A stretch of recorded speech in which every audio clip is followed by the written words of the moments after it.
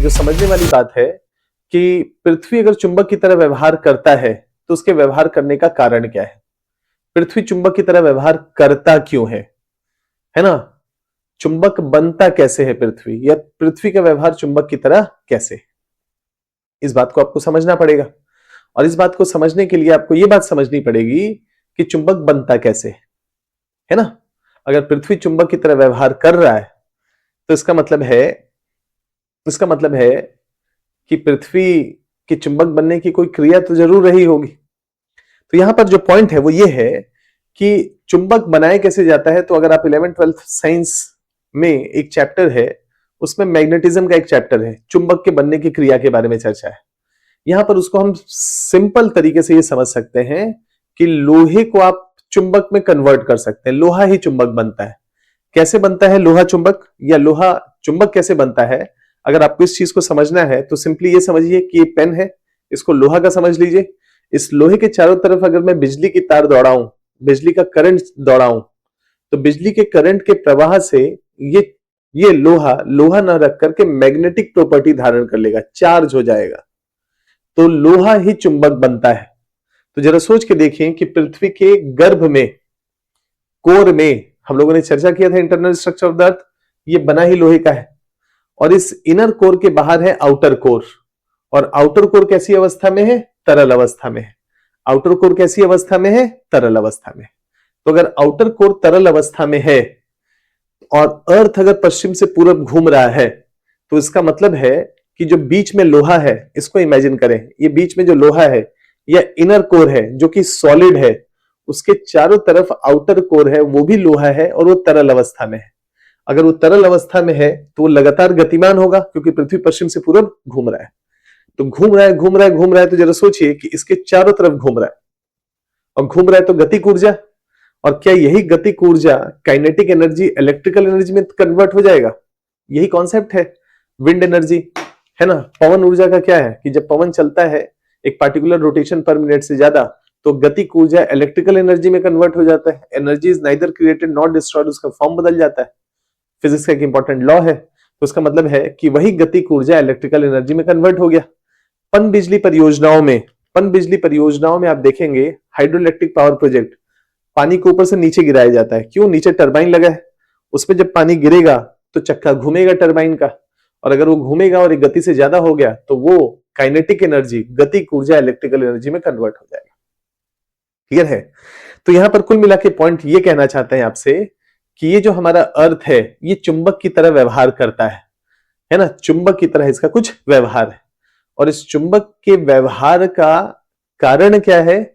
तो चुंबक के व्यवहार का कारण है पृथ्वी का आंतरिक कोर, जो कि ठोस अवस्था में है, और उसका बाहरी कोर जो कि तरल अवस्था में, जो कि अत्यंत तेज गति से इस इनर कोर के चारों तरफ घूमेगा। और घूमेगा तो लोहे के चारों तरफ बिजली की तार दौड़ गई, वो लोहा ना होकर के चुंबक की तरह व्यवहार करने लगेगा। पृथ्वी के चारों तरफ एक चुंबकीय क्षेत्र स्थापित हो जाएगा। यह है ब्लैकेट का कॉन्सेप्ट, जिसको हम मैग्नेटिज्म या जियोमैग्नेटिज्म के नाम से जानते हैं कि पृथ्वी मतलब जियो, पृथ्वी मैग्नेट की तरह व्यवहार कर रही है। पृथ्वी मैग्नेट की तरह व्यवहार कर रही है। क्लियर हुआ है ना कि पृथ्वी चुंबक की तरह व्यवहार क्यों करती है। अब मसला यह है कि यार ये जो कॉन्सेप्ट ब्लैकेट ने दिया कि पृथ्वी चुंबक की तरह व्यवहार करता है, इसमें एक दो पेच है, एक दो पेच ये है, या इसमें एक दो सीमाएं ये हैं कि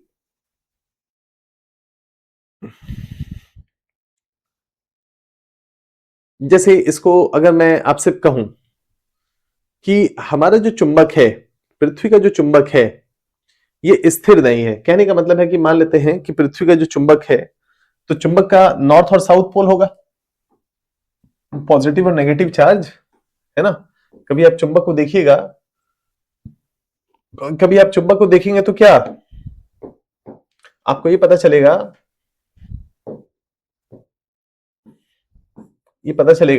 कि मान लेते हैं चुंबक है, इसका ये नॉर्थ है और ये साउथ है, ये पॉजिटिव चार्ज और ये नेगेटिव चार्ज, है ना। Opposite attract each other. तो अगर पृथ्वी के चारों तरफ, है ना, एक बाहरी कोर तेज गति से घुमा इस इनर कोर के चारों तरफ, तो इसके चारों तरफ बिजली दौड़ गई, काइनेटिक एनर्जी इलेक्ट्रिकल एनर्जी में कन्वर्ट हुआ, और बीच वाला लोहा हो गया चुंबक के रूप में, या चुंबक की तरह व्यवहार करने लगा। तो चुंबक के दो चार्ज होते हैं, पॉजिटिव और नेगेटिव। यहां तक तो ठीक है। अब मसला यह है कि ब्लैकेट ने यह बात कही कि पृथ्वी का जो चुंबक है, ये जो चुंबक है पृथ्वी का, ये स्थिर नहीं है। ये चुंबक जो है वो स्थिर नहीं है, ये गतिमान है। गतिमान होने का मतलब क्या है? गतिमान होने का मतलब ये है कि ये अगर नॉर्थ है और ये अगर साउथ है ना, तो कुछ समय के बाद ये पूरा चुंबक उलट जाएगा, नॉर्थ साउथ हो जाएगा, मतलब ये साउथ वाला नॉर्थ में आ जाएगा और नॉर्थ वाला साउथ में आ जाएगा। पूरा चुंबक पृथ्वी का उलट गया, पलट गया, यानी कि ये पूरा उलट जाता है। ब्लैकेट ने इस बात को कहा या प्रूव किया कि लगभग हर 3 लाख से 17 लाख सालों के बीच में, 3 लाख टू 17 टू 18 लाख के बीच में पृथ्वी का ये जो चुंबक है नॉर्थ साउथ हो जाता है, साउथ नॉर्थ हो जाता है। अब आप पूछेंगे मुझसे कि ऐसा क्यों होता है, तो ये ज्ञान की हमारी सीमा है, नॉलेज का ये लास्ट पॉइंट है। इसके बियॉन्ड हमको नहीं मालूम है कि ऐसा क्यों होता है, लेकिन हाँ ऐसा होता है, ऐसा हमारे पास प्रमाण है। अब आप पूछेंगे कि ऐसा क्यों नहीं होता है, तो आपको मन में दुविधा होगी कि सर शायद सर को मालूम नहीं होगा, सर बताना नहीं चाहते होंगे। ऐसी कोई बात नहीं है। जैसे मैं इसको सवाल के रूप में आपके सामने रखता हूं ताकि आप समझ पाए कि ज्ञान की सीमा होती है। जैसे आज हम हबल टेलीस्कोप के माध्यम से हम ब्रह्मांड को के सबसे लास्ट कोने तक देख पाते हैं कि ये यहां तक ब्रह्मांड है, और हम ये भी देखते हैं कि ब्रह्मांड फैल रहा है। ये भी हम प्रूव कर सकते हैं क्योंकि दो वस्तुओं के बीच का डिस्टेंस बढ़ रहा है। इंटरगैलेक्सी, दो गैलेक्सी के बीच की दूरी बढ़ रही, ये भी प्रमाणित है। लेकिन क्या यह प्रमाण है कि हम फैल किस में रहे? ब्रह्मांड का अगर विस्तार हो रहा है तो विस्तार हो किस में रहा है? वो मटेरियल क्या है? क्या वो फाइनाइट है या इनफाइनाइट है? सीमित है या असीमित है? नहीं मालूम है। तो ज्ञान की सीमा है ना, नहीं पता है। कब तक फैलेंगे, क्या उसका कोई टाइम फ्रेम? ये भी नहीं मालूम है। एक्सपेंडिंग यूनिवर्स थ्योरी, ब्रह्मांड फैल रहा है लेकिन कब तक फैलेगा, कोई सीमा नहीं मालूम है। किसमें फैल रहा है, नहीं मालूम। क्या ऐसा पैरेलल यूनिवर्स हो सकता है जिसमें एक हम हो और ऐसा ही कोई और पैरेलल यूनिवर्स? नहीं मालूम। ज्ञान की एक सीमा है। ऐसे ही चुंबक है, पृथ्वी चुंबक की तरह एग्जिस्ट करता है, और हम प्रमाण से भी यह सिद्ध कर सकते हैं कि पृथ्वी का चुंबक उलट जाता है, हर 3 से 17 लाख सालों के बीच में उलट जाता है।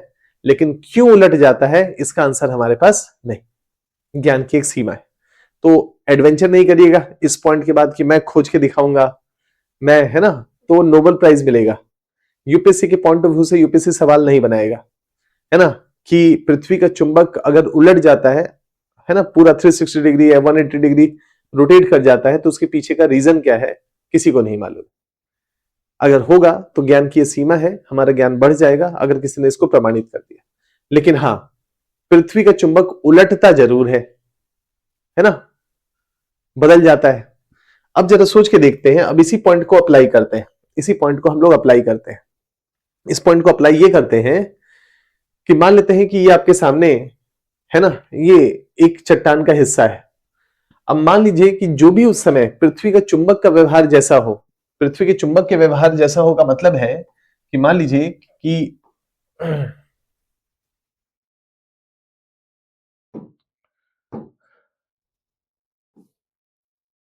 ये हमारा जो चुंबक है ये ऐसे नॉर्थ नॉर्थ है, साउथ साउथ है।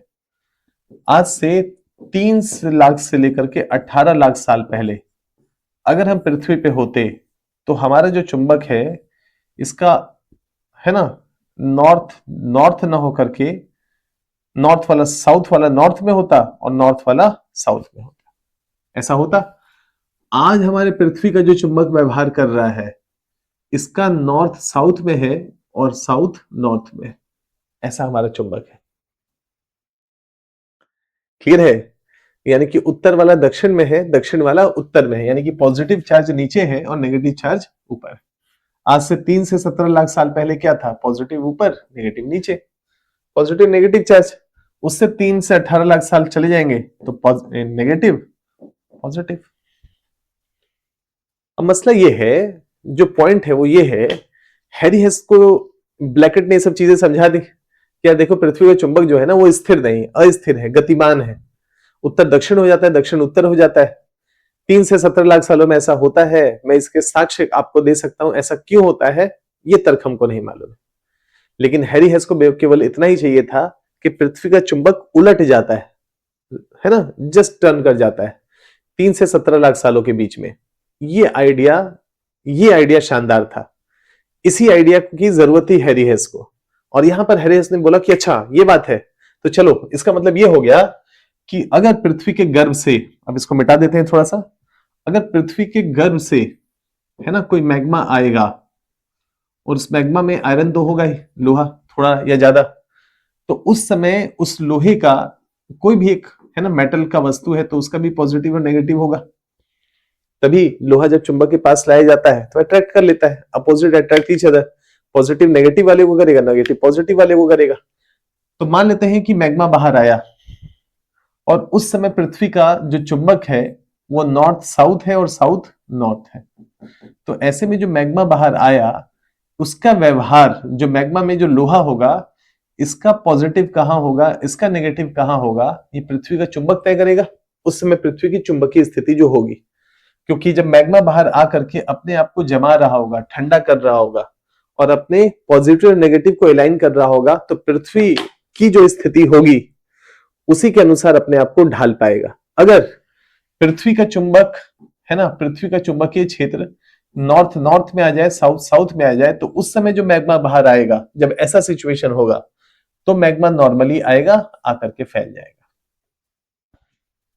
और पृथ्वी के उस चुंबकीय गुणधर्म के अनुसार, नॉर्थ साउथ के अनुसार अपने आप को अलाइन कर लेगा। अब आइडिया क्या है इसका? आइडिया हैरी हेस ने जो बुद्धि लगाया, हैरी हेस ने बुद्धि ये लगाया कि अगर मैं यहां पर बीच में, यहां से मैग्मा बाहर आ रहा है तो यहां चट्टानों की उम्र नवीन होगी, न्यू होंगे, और जैसे जैसे इससे दूर चले जाएं इससे, तो अगर इसकी उम्र 10 लाख साल पुरानी है तो इसकी भी 10 लाख साल पुरानी होगी। इससे अगर 5 किलोमीटर इधर आ जाए, तो अगर ये 20 लाख साल पुराना है तो यहां भी 20 लाख साल पुराना चट्टान मिलेगा।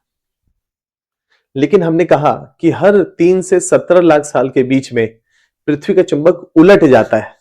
तो अगर उलट जाता है तो आज से 20 लाख साल पहले जो चट्टान बना होगा उसका चुंबकीय गुणधर्म उस समय के पृथ्वी के चुंबकीय गुणधर्म के अनुसार होना चाहिए, और आज जो निकल रहा होगा आज के चुंबकीय गुणधर्म के अनुसार। तो आज मान लेते हैं कि आज नॉर्थ साउथ में है और साउथ नॉर्थ में है। ये साउथ है मैग्नेटिक चुंबकीय पोल, और नॉर्थ वाला जो है वो साउथ में। तो इसका मतलब है कि आज से 10 लाख साल पहले ये चट्टानों की उम्र ना केवल दोनों तरफ समान होगी बल्कि दोनों के चुंबकीय गुणधर्म भी समान होने चाहिए। और उस समय अगर पृथ्वी का चुंबक ये नॉर्थ रहा होगा, साउथ रहा होगा, तो ये भी नॉर्थ और साउथ रहे होंगे, और अगर ये वाला साउथ रहा होगा, नॉर्थ रहा होगा, तो ये भी साउथ और नॉर्थ रहे होंगे। तो हैरी हेस ने क्या किया, इसी अटलांटिक महासागर के दोनों तरफ न केवल चट्टानों की उम्र के आधार पर प्रूफ किया कि बीच से चलते चले जाएं तो दूरी बढ़ती है, अगर बीच से चलते चले जाएं तो चट्टानों की उम्र बढ़ती चली जाती है, सागर का नितल फैल रहा है। उन्होंने न केवल उम्र के साथ बल्कि उम्र के साथ चुंबकीय गुणधर्म को भी जोड़ करके कहा कि दोनों चट्टाने का चुंबकीय गुणधर्म भी समान है, न केवल उम्र। तो दोनों का चुंबकीय गुणधर्म समान है का मतलब है कि दोनों कभी साथ में रहे होंगे, और आज दोनों एक दूसरे से दूर है। और थोड़ा आगे जाएं तो पृथ्वी के चुंबक उलट जाता है।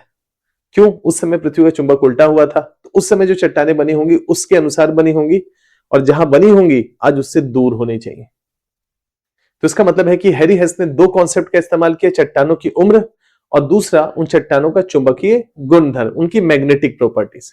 और इन दोनों के आधार पे, उन दोनों के आधार पे इस बात को प्रूव किया, नॉर्थ साउथ साउथ नॉर्थ, इस आधार पे प्रूव किया कि सागर का नितल बॉटम फैल रहा है, और दोनों तरफ अगर हम बढ़े इससे तो न केवल चट्टानों की उम्र बढ़ती है बल्कि दोनों तरफ चट्टानों का जो फिजिकल प्रॉपर्टी है, मैग्नेटिक प्रॉपर्टी है, वो भी हमको सेम देखने को मिलता है।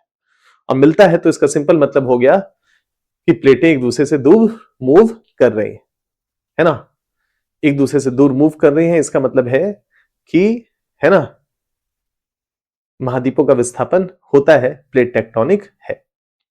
हैरी हेस के द्वारा 1960 में जो अध्ययन करके चुंबकीय मैग्नेटिक प्रॉपर्टीज के आधार पर जो बात रखी गई, ये अकाट्य साक्ष्य है। है ना, इसको आप बिल्कुल भी रिफ्यूट नहीं कर सकते। तो वैगनर के द्वारा जो एविडेंसेस दिए गए थे उस पे सोने पे सुहागा वाली स्थिति है ना, चट्टानों की चुंबकीय गुणधर्म की विशेषता है। और उसके आधार पे हैरी हेस ने इस बात को प्रूफ किया, प्रमाणित किया कि महाद्वीपों का विस्थापन होता है। शानदार कॉन्सेप्ट है। चलिए, है ना, तो इसका मतलब है कि हमने हैरी हेस भी समझ लिया कि हैरी हेस का कॉन्सेप्ट क्या है, या सागर नितल प्रसरण का सिद्धांत क्या है, सी फ्लोर स्प्रेडिंग का कॉन्सेप्ट क्या है। अब एक मसला तो आपको समझ में आ गया, एक मसला ये समझ में आ गया कि यार पृथ्वी का चुंबक स्थिर तो नहीं है, अस्थिर है और लगातार गतिमान है, नॉर्थ साउथ हो जाता है, साउथ नॉर्थ हो जाता है।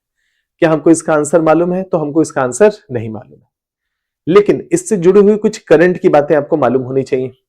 चलो, हमको कैसे बना ये नहीं मालूम, मालूम होता तो मैं डेफिनेटली आपके साथ चर्चा करता, विश्वास करिए।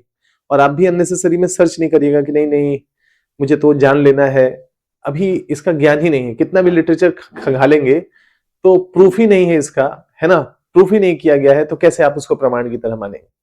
तो अभी के लिए बस जो मैं कह रहा हूं उतना मान लीजिए।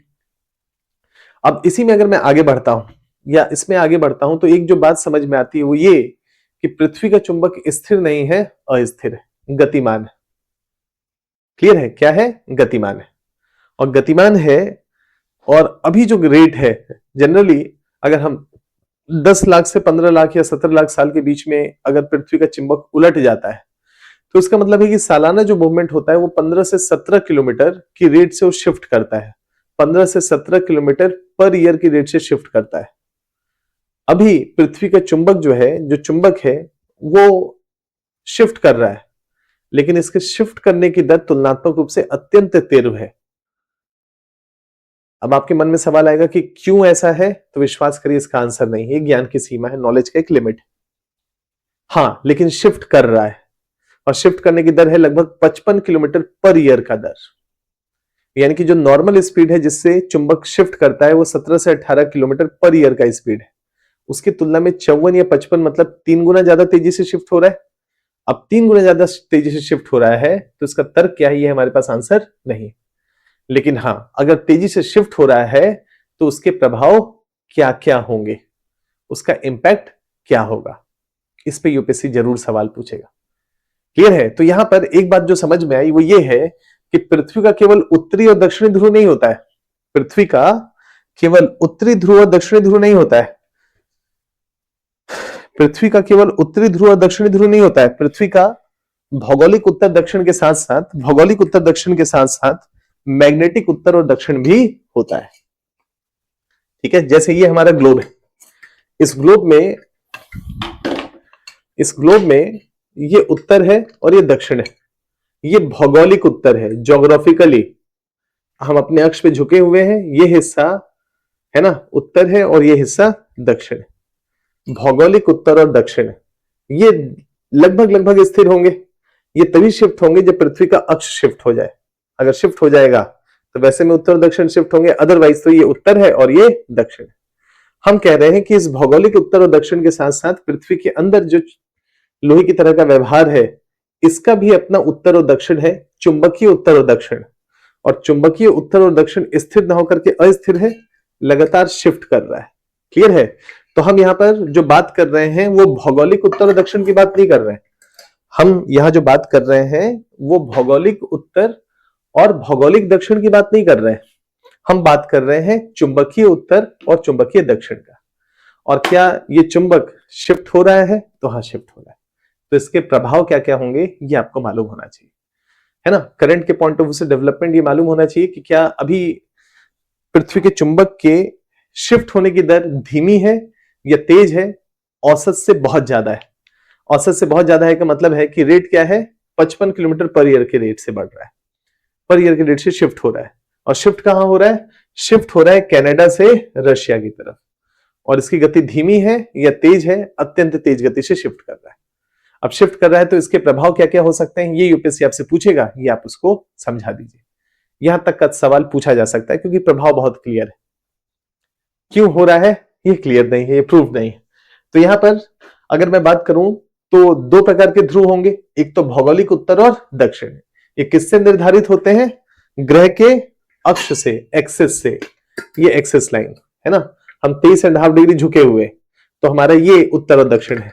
अगर हम 40 डिग्री झुक जाए तो ये हमारा उत्तर और दक्षिण हो जाएगा। तो जो उत्तर और दक्षिण है वो किससे तय हो रहा है? वो अक्ष से तय हो रहा है। हम कितने अक्ष पे, एक्सिस पे सीधे हैं या झुके हुए हैं। हम बात कर रहे हैं इस उत्तर और दक्षिण ध्रुव का नहीं, चुंबकीय उत्तर और दक्षिण ध्रुव का। तो चुंबकीय उत्तर और दक्षिण ध्रुव किससे तय होगा? पृथ्वी के मैग्नेट से, है ना। और पृथ्वी मैग्नेट की तरह क्यों? क्योंकि डायनामो बाहरी को तेज गति से घूम रहा है, और तेज गति से घूम रहा है तो वही बिजली जनरेट कर रहा है, गति की ऊर्जा काइनेटिक एनर्जी में। और उस पूरी प्रक्रिया में लोहा जो कोर है बीच में, वो ठोस है, लोहा है, लोहे के चारों तरफ बिजली दौड़ी, बिजली दौड़ी तो लोहा लोहा ना होकर के चुंबक की तरह व्यवहार किया। तो चुंबकीय उत्तर और दक्षिण अगर बन रहे हैं, पृथ्वी चुंबक की तरह व्यवहार कर रहे हैं, तो डायनामो बाहरी कोर तरल अवस्था, आंतरिक कोर ठोस अवस्था, चारों तरफ घूमना, और घूमने के उस पूरे प्रोसेस में गति को ऊर्जा इलेक्ट्रिकल एनर्जी में कन्वर्ट हो रही। यहां तक का पॉइंट। ये ऑरोरा छोड़ दीजिए, जब समय आएगा तो विस्तार से चर्चा करेंगे। अभी के लिए एक पॉइंट समझ में आ गया कि पृथ्वी का चुंबक शिफ्ट हो रहा है ना, या पृथ्वी का चुंबक जो है उत्तर और दक्षिण में लगातार शिफ्ट होता है। तो इसके प्रभाव क्या क्या होंगे, इसका इंपैक्ट क्या क्या होगा, एग्जामिनर आपसे पूछेगा तो आपको इसके बारे में मतलब थोड़ा सा समझाना पड़ेगा कि क्या क्या इससे हो सकता है। तो जरा इस डायग्राम को देखें। ये जो मेरे पीछे ग्राफ चल रहा है, या ये जो एक आप समझ लीजिए कि एक छोटा सा मूवी चल रहा है या एक वीडियो चल रहा है, इसको ध्यान से देखें तो पृथ्वी के चारों तरफ एक चुंबकीय अदृश्य सा क्षेत्र है, जैसे मेरे चारों तरफ एक अदृश्य दीवार है। ये जो अदृश्य दीवार आप देख रहे हैं, ये पृथ्वी का सुरक्षा कवच है, ये हमारा एक डिफेंस का फील्ड है या डिफेंस का शील्ड है। ये जब तक रहेगा पृथ्वी पे जीवन संभव है, और ये नहीं रहेगा तो विश्वास करिए पृथ्वी पे जीवन संभव नहीं। इसके बिना आप इमेजिन भी नहीं कर सकते कि पृथ्वी पे जीवन संभव हो। ये जो अदृश्य सुरक्षा कवच आप देख रहे हैं, इसका मूल काम है सूरज से आने वाली अति ऊर्जावान पार्टिकल्स, जिसको हम alpha, beta, gamma, X rays के नाम से जानते हैं, इससे हमारी रक्षा करना। पृथ्वी के अंदर एंटर भी नहीं करने देता है, इसी के चारों तरफ लड़ाई लड़ता है। आप लोग साइंस में इसको पढ़ेंगे, वॉन एलन रेडिएशन बेल्ट। कभी समय होगा तो विस्तार से चर्चा करेंगे। अभी के लिए बस पृथ्वी चुंबक की तरह व्यवहार करता है, तो पृथ्वी के चारों तरफ एक चुंबकीय क्षेत्र है। इस चुंबकीय क्षेत्र की महत्ता क्या है? इस चुंबकीय क्षेत्र की महत्ता है कि अगर हम पृथ्वी पे हैं और पृथ्वी के चारों तरफ एक चुंबकीय शील्ड है, तो ये सुरक्षा का कवच है। ब्रह्मांड से, सूरज से आने वाले अति ऊर्जावान पार्टिकल्स को पृथ्वी पे आने से रोकता है, यही इसको साध लेता है। अगर पृथ्वी का चुंबक बदल रहा है, सपोज करते हैं कि पृथ्वी का चुंबक बदल रहा है, तो क्या इससे पृथ्वी का चुंबकीय क्षेत्र कमजोर भी हो सकता है? तो हो सकता है। अगर हो सकता है तो क्या सूरज से ज्यादा मात्रा में ऊर्जा हम तक आ सकता है? और ज्यादा आ सकता है तो ये ऊपर जो आसमान में सैटेलाइट्स हैं या 300 किलोमीटर की ऊंचाई पे इंटरनेशनल स्पेस स्टेशन है, इसको डैमेज कर सकता है, सैटेलाइट कम्युनिकेशन को ठप कर सकता है। क्लियर है? तो एक तो इसका नेगेटिव प्रभाव ये हो गया। दूसरा, अगर पृथ्वी का जो चुंबकीय क्षेत्र है, अगर वो शिफ्ट करता है तेज गति से, जैसा अभी हो रहा है, तो अगर तेज गति से शिफ्ट करता है तो उसका अपना एक प्रभाव है। वो ये है कि जनरली बहुत सारे जीव जो 2 महाद्वीपों के बीच में, 3 महाद्वीपों के बीच में लंबी लंबी हजारों हजार किलोमीटर की यात्रा करते हैं, आप देखेंगे कि हर साल वो पार्टिकुलर जीव एक पार्टिकुलर मौसम में, पार्टिकुलर समय में उसी स्थान पे पहुंच जाता है। हजारों हजार किलोमीटर का नक्शा उसके दिमाग में होता है। ऐसा कैसे पॉसिबल है? ऐसा इसलिए पॉसिबल है क्योंकि वो पृथ्वी के चुंबकीय क्षेत्र के अनुसार ट्रेवल करता है। हमको पृथ्वी का मैग्नेट नहीं दिखाई देता है, लेकिन जो प्रवासी पक्षी होते हैं उनको बहुत क्लियरली पृथ्वी का वो मैग्नेट वाला लाइन दिखाई देता है, और जो लाइन से वो ट्रेवल करके आए थे, हर साल उसी लाइन को पकड़ करके आते हैं। लेकिन अगर पृथ्वी का चुंबकीय क्षेत्र शिफ्ट कर जाएगा तो वो लाइन भी शिफ्ट करेगा, और उस पूरी प्रक्रिया में जो माइग्रेटरी बर्ड्स हैं, जैसे साइबेरियन क्रेन्स हैं, इसके दिग्भ्रमित होने की संभावना बढ़ जाएगी, जैव विविधता के ह्रास या बायोडायवर्सिटी के लॉस की पॉसिबिलिटी बढ़ जाएगी। ऐसे ही कछुआ है। कछुआ मतलब जो समुद्र में है उसको टर्टल कहते हैं। तो जो टर्टल होता है उसके पास इनर जीपीएस है, जीपीएस लगा के ईश्वर ने उसको भेजा है जमीन पे, है ना। उसको मालूम है कि एक पार्टिकुलर समय में मुझे कहां पहुंचना है, मेरा रास्ता क्या होगा, और ये सब उसका व्यवहार पृथ्वी के चुंबकीय क्षेत्र से तय होता है। तो अगर पृथ्वी का चुंबक तेज गति से बदलेगा तो टर्टल के दिग्भ्रमित होने की पॉसिबिलिटी बढ़ जाएगी, और जो टर्टल या कछुआ है एक पार्टिकुलर समय में एक पार्टिकुलर जगह पे होना चाहिए। जैसे जैसे ऋषिकुल्या नदी के किनारे दुनिया का सबसे बड़ा ऑलिव रिडले टर्टल, छोटे आकार का एक कछुआ होता है जिसको ऑलिव रिडले टर्टल कहते हैं। भारत उसका सबसे बड़ा नेस्टिंग साइट है ऋषिकुल्या नदी, चिल्का लेक के दक्षिण में, उड़ीसा में। अब एक पार्टिकुलर समय में उसको बालू वाले जगह पे पहुंच जाना है, ताकि क्योंकि कछुआ जो अंडे देंगे वो बालू वाले तटों पे ही देते हैं और बालू से उसको ढक देते हैं। इमेजिन करें कि अगर वो दिग्भ्रमित हो जाए और वो किसी चट्टानी वाले, है ना, जहां पर रॉकी बीच है, वहां पहुंच जाए, तो उसको बालू ही नहीं मिलेगा। जो अंडे होंगे वो, है ना, लहरों की थपड़ों से और चट्टानों से टकरा करके नष्ट हो जाएंगे। अगर इनर जीपीएस काम नहीं किया तो टर्टल जो है वो एक लंबी दूरी की यात्रा करते हैं, हजारों हजार किलोमीटर की यात्रा करते हैं, है ना। और वो कैसे चलते हैं? पृथ्वी के चुंबकीय क्षेत्र के अनुसार चलते हैं। अगर तेज गति से शिफ्ट होगा तो ऐसे जीवों के दिग्भ्रमित होने की पॉसिबिलिटी बढ़ जाएगी। दुनिया का सबसे बड़ा जीव है ब्लू व्हेल, और ब्लू व्हेल भी पृथ्वी के चुंबकीय क्षेत्र के आधार पर माइग्रेट करता है एक स्थान से दूसरे स्थान पर भोजन की तलाश में। और अगर ये चुंबकीय क्षेत्र या चुंबक कमजोर पड़ता है, इसको बदला जाता है बार बार, तो ऐसे में ऐसे जीवों के, है ना, मतलब दिग्भ्रमित होने की संभावनाएं तुलनात्मक रूप से बढ़ जाएगी। ये इसका नेगेटिव प्रभाव है। ये इसका क्या है? नेगेटिव प्रभाव। तो इसका मतलब है सैटेलाइट कम्युनिकेशन को डैमेज होगा, है ना। जो माइग्रेटिव फ्लाई बर्ड्स हैं जैसे साइबेरियन क्रेन है, उनको प्रॉब्लम होगा। जो पानी में जीव रहते हैं और लंबी लंबी यात्रा करते हैं, जैसे कि टर्टल है, जैसे कि वेल्स है, इनके दिग्भ्रमित होने की संभावनाएं तुलनात्मक रूप से बढ़ जाएगी। तुलनात्मक रूप से बढ़ जाएंगे। ये पॉइंट यहां लिखा हुआ है। इसी के साथ साथ एक जो विषय है वो ये है कि जो हमारे हाथ में मोबाइल है, आप उसमें देखेंगे तो कंपास होता है। ये कंपास मैग्नेटिक कंपास है। मैग्नेटिक कंपास पृथ्वी के चुंबक के अनुसार या उसको अलाइन किया गया है। मान लीजिए कि 2000 आपका जो मोबाइल है, मान लीजिए 5 साल पुराना है और उसके बाद कोई अपडेट नहीं हुआ, तो 5 साल पहले जो पृथ्वी की चुंबकीय स्थिति थी उसके आधार पर वो जीपीएस आपको बताता है। इसीलिए अगर मोबाइल पुराना हो गया है, अपडेट नहीं हो रहा है और जीपीएस लगाएंगे तो आपको रास्ता कई बार सही नहीं बताता है, बेसिकली क्योंकि वो अपडेटेड ही नहीं।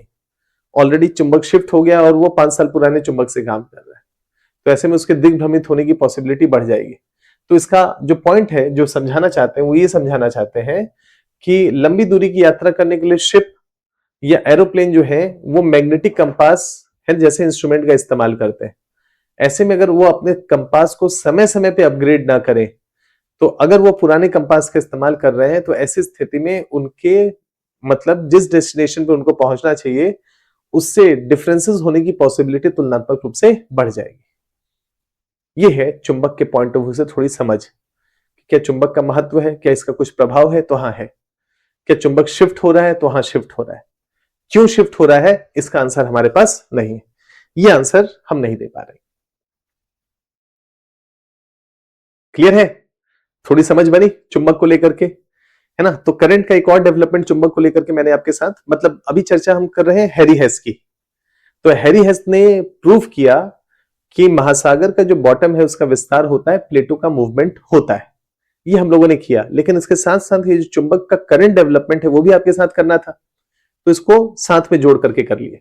इसी में एक और जो करंट का डेवलपमेंट है, जो और चिंता का विषय है ना, ये वही चुंबक के बारे में है।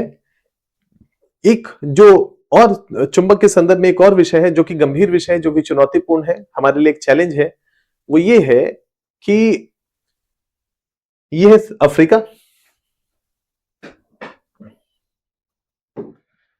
ये है अफ्रीका, ये आप देख पा रहे होंगे अफ्रीका, ये है साउथ अमेरिका। अफ्रीका और साउथ अमेरिका के बीच में ये जो सागर है इसका नाम है south Atlantic ocean, south Atlantic, दक्षिणी अटलांटिक महासागर। इस दक्षिणी अटलांटिक महासागर पे जो चुंबक है या चुंबकीय क्षेत्र पृथ्वी का है, ये कमजोर पड़ रहा है। और जगहों की तुलना में अगर यहां पर जो चुंबक का घनत्व है, इसको तुलना में यहां पर चुंबक का जो ऊपर घनत्व है या वॉन एलन रेडिएशन बेल्ट है, वो तुलनात्मक रूप से कमजोर पड़ रहा है। क्यों पड़ रहा है, इसका आंसर हमारे पास नहीं है, लेकिन जब हम इसका अनुभव करते हैं, हम देखते हैं तो पहले की तुलना में यहां पर चुंबकीय क्षेत्र कमजोर हो गया है। इसी को विसंगति कहा जाता है। विसंगति का मतलब है कि पृथ्वी के चारों तरफ जो अदृश्य दीवार है, पृथ्वी के चारों तरफ जो एक अदृश्य दीवार है, एक अदृश्य छतरी जो आपके चारों तरफ है ना, ये जो अदृश्य छतरी हमारे सामने है पृथ्वी के चारों तरफ, इस अदृश्य छतरी या जो मैग्नेटिक दीवार है, कहीं पर दीवार मोटी है, कहीं पर दीवार पतली है। और ये दीवार पतली कहां पर है? ये दीवार पतली है अफ्रीका और साउथ अमेरिका के बीच में अटलांटिक महासागर। और ऐसे में हम कहेंगे कि पृथ्वी का जो चुंबकीय ऊर्जा का क्षेत्र है, उसमें हमको कुछ असमानताएं देखने को मिल रही है, विसंगति देखने को मिल रही है, कहीं पर कमजोर ज्यादा नजर आ रहा है। इसी कॉन्सेप्ट का नाम है, इसी कॉन्सेप्ट को हमने क्या कहा? इसी कॉन्सेप्ट को हमने कहा दक्षिणी अटलांटिक विसंगति, या अंग्रेजी में इसको कहा गया एनोमोली, साउथ अटलांटिक एनोमोली का कॉन्सेप्ट। क्या यूपीएससी आपसे यह पूछेगा कि ऐसा क्यों है? तो यूपीएससी के पास भी इसका आंसर नहीं है, क्योंकि किसी ने प्रमाण ही नहीं दिया है। लेकिन क्या आपसे यह पूछेगा कि इसका प्रभाव क्या क्या हो सकता है? तो हाँ पूछेगा, इसका प्रभाव क्या क्या हो सकता है। तो इमेजिन करें कि ये जो विसंगति की स्थिति है, विसंगति की स्थिति अगर यहां पर है, तो जरा सोचिए कि अगर इस जगह विशेष में अगर विसंगति है, तो इस जगह विशेष में अगर कोई सैटेलाइट है, अगर कोई सैटेलाइट है, तो उसके ब्रह्मांड से आने वाली ऊर्जा से, है ना, डैमेज होने की पॉसिबिलिटी ज्यादा है, क्योंकि उसके ऊपर सुरक्षा कवच कमजोर हो गया है। तो एक तो ये पक्ष है। दूसरा, मान लेते हैं कि कोई जीव है ना, जो माइग्रेट करके यहां से अफ्रीका आ रहा है, और आने के लिए इसको चुंबकीय क्षेत्र की जरूरत है। लेकिन अगर ये चुंबकीय क्षेत्र में विसंगति है, कमजोर पड़ रहा है, तो क्या इस जीव के दिग्भ्रमित होने की संभावनाएं बढ़ सकती है? पॉसिबिलिटी तुलनात्मक रूप से बढ़ सकती है। जो इस समुद्र के अंदर जो जीव रह रहे हैं, जैसे कि कछुआ है, जैसे कि व्हेल है, जो कि मैग्नेटिक कंपास के आधार पे लंबी लंबी दूरियां तय करते हैं, इनके, है ना, डिसओरिएंट होने की संभावना है, या, है ना, जो डेस्टिनेशन जिस जगह पहुंचना है, चूंकि चुंबक ही कमजोर हो गया और चुंबक से यात्रा करते हैं, तो ऐसे में इनके दिग्भ्रमित होने की संभावना तुलनात्मक रूप से बढ़ जाएगी। और अगर ऐसा होगा तो जरा सोचिए कि एक व्हेल मछली है, एक पार्टिकुलर समय में उसको ऐसी जगह पे होना चाहिए जहां पर भोजन की उपलब्धता ज्यादा हो, लेकिन दिग्भ्रमित होकर वो ऐसी जगह पे पहुंच जाए जहां पर भोजन की उपलब्धता कम हो। इसका मतलब है कि जैव विविधता के ह्रास होने की संभावनाएं बढ़ जाएंगी। ये है साउथ अटलांटिक एनोमोली का कॉन्सेप्ट। तो इसके प्रभाव क्या है? अगर यहां से कोई शिप गुजरेगा तो उसके डिसओरिएंट होने की, कम्युनिकेशन के पॉइंट ऑफ व्यू से, क्योंकि मैग्नेटिक कंपास कमजोर हो गया है। कोई जीव फ्लाई कर रहा होगा तो उसके दिग्भ्रमित होने की संभावना है। जो जीव पानी में रह रहे होंगे उसके डिसओरिएंट होने की पॉसिबिलिटी, और जो सैटेलाइट कम्युनिकेशन यहां पर है, और यहां पर अगर सोलर फ्लेयर्स आ रहे हैं, तो उसके डैमेज होने की पॉसिबिलिटी तुलनात्मक रूप से ज्यादा होगी। ऐसा क्यों है? क्योंकि यहां पर पृथ्वी का चुंबक कमजोर पड़ रहा है। क्यों पड़ रहा है? क्या इसका आंसर हमारे पास है? तो इसका आंसर हमारे पास नहीं। इसी कॉन्सेप्ट का नाम है साउथ अटलांटिक एनोमोली। और 1970 के बाद से लगातार ये कमजोर कमजोर कमजोर और कमजोर पड़ता चला जाता है। इसका मतलब है कि पिछले 60 सालों में काफी कमजोर हो गया है। अब कमजोर हुआ क्यों है, ये एक बड़ा सवाल हमारे सामने है, एक बड़ा क्वेश्चन है कि ऐसा होने के पीछे का तर्क क्या है, ऐसा होने के पीछे का तर्क क्या है। तो क्या साउथ अटलांटिक एनोमली के कुछ प्रभाव होंगे? तो हाँ, इसके कुछ प्रभाव हो सकते हैं। क्या प्रभाव हो सकता है? क्या पृथ्वी का मैग्नेटिक शील्ड मजबूत है या कहीं पर कमजोर हो गया? कमजोर हो गया। क्या मैग्नेटिक शील्ड के कमजोर होने से क्या अवांछित, जो जरूरत नहीं है, ऐसे विकिरण पृथ्वी में या पृथ्वी के वायुमंडल में पहुंच सकते हैं? अल्फा, बीटा, गामा, एक्सरेज, जिसकी हमको बहुत ज्यादा जरूरत नहीं है, ये पहुंच जाएंगे तो ये सब क्षति ही पहुंचाते हैं। तो जैव विविधता के ह्रास होने की पॉसिबिलिटी या जीवन के लिए एक चुनौती होगा। क्या उपग्रहों को डैमेज होगा? उपग्रहों के ऊपर जो शील्ड है वो अगर नहीं होगा तो अल्फा, बीटा, गामा, एक्सरेज जैसे अति ऊर्जावान पार्टिकल्स इसको हिट करेंगे तो इक्विपमेंट के डैमेज होने की पॉसिबिलिटी बढ़ जाएगी। क्या जो पक्षी हैं, जीव हैं, पानी में रह रहे हैं, क्या उनके दिग्भ्रमित होने की संभावना होगी? तो हम उनके दिग्भ्रमित होने की भी संभावना तुलनात्मक रूप से बढ़ जाएगी। ये आपका विषय है हैरी हेस का सी फ्लोर स्प्रेडिंग का कॉन्सेप्ट, और उसमें चुंबक का कॉन्सेप्ट। और उस चुंबक के संदर्भ में मैंने आपसे करंट के पॉइंट ऑफ व्यू से भी कुछ बातों के बारे में डिस्कशन किया कि क्या क्या हमको बदलाव इस चुंबक में देखने को मिल रहे हैं। क्लियर है? आज इतनी ही बात करते हैं, इतनी ही बात रहने देते हैं। अब ये जो हैरी हेस ने बात कही, या इससे पहले आर्थर होम्स ने जो बात कही, या जो दुनिया में 46 से 54 के बीच में भूकंप और ज्वालामुखी के नक्शे प्रकाशित हुए, इसके आधार पे कुछ लोग आगे चल करके, है ना, इस बात को या एक थ्योरी देंगे जिसका नाम है प्लेट टेक्टोनिक की थ्योरी। तो नेक्स्ट क्लास में टूजो विल्सन या मैकेंजी और पार्कर के द्वारा, है ना, जो बातें रखी गई प्लेट टेक्टोनिक के संदर्भ में विस्तार से इसकी चर्चा करेंगे, समझ बनाएंगे, खूब सारे एग्जांपल्स का डिस्कशन करेंगे। उम्मीद करता हूं ये डिस्कशन आपके लिए फ्रूटफुल रहा होगा। ये जो पीडीएफ है, ये जो है, ये आपके प्लेटफॉर्म पे अपलोड कर दिए हैं, देखिएगा। और पीछे जैसे ये टॉपिक कंप्लीट हो जाए ना, इसमें 10 क्वेश्चन की प्रैक्टिस के लिए दिए हुए हैं, जैसे इसको फटाफट देख लीजिए, आगे चर्चा करेंगे। यहां कुछ क्वेश्चंस की प्रैक्टिस करने के लिए दिए हैं।